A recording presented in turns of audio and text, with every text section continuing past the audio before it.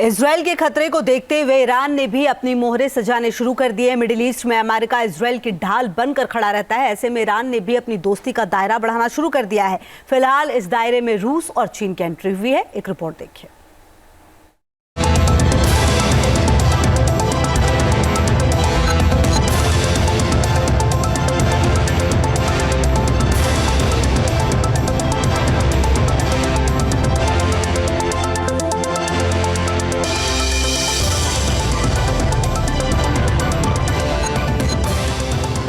Middle east में Iran और Israel के बीच एक बार फिर से तनाव बढ़ता हुआ नजर आ रहा है। इजराइल एक बार फिर से ईरान पर हमले की तैयारी में है। ऐसे में ईरान ने भी अपने मोहरे सजाने शुरू कर दिए हैं।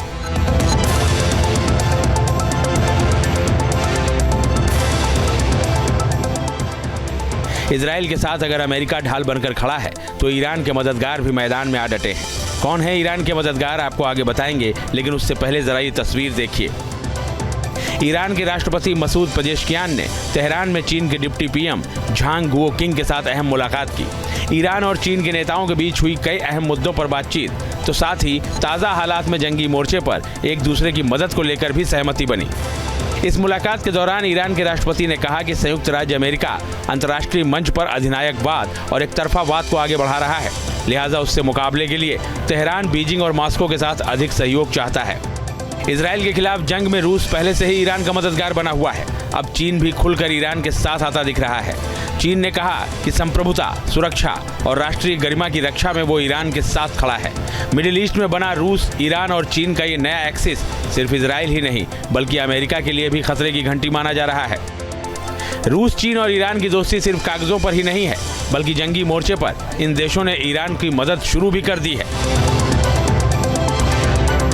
ईरान को हाल ही में रूस से Su-35 लड़ाकू विमानों की डिलीवरी मिली है। ये विमान अलग अलग करके एंटोनोव AN-124 100 सैन्य कार्गो विमान से तेहरान के मेहराबाद हवाई अड्डे पर उतरे।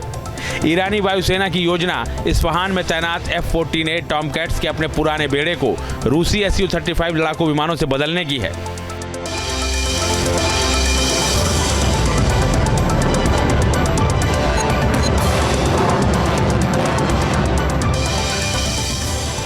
ईरान ने रूस को पहले 25 विमानों का ऑर्डर दिया था, जिसे अब बढ़ाकर 50 कर दिया गया है।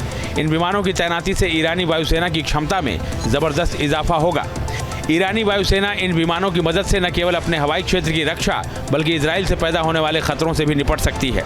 ईरानी वायुसेना लंबे वक्त से लड़ाकू विमानों की कमी से जूझ रही है। ये विमान उस कमी को भी पूरा करेंगे। वहीं खबर है कि चीन ने ईरान को अपना बेहद खतरनाक लेजर वेपन मुहैया कराया है। यह हथियार शेनडोंग शील्ड 3000 जैसा दिखता है, जो चीन का बेहद खतरनाक हथियार है। कहा जा रहा है कि चीन का यह हथियार लेजर गाइडेड है और आकाश से जमीन पर आ रही किसी भी मिसाइल या ड्रोन को इससे मार गिराया जा सकता है।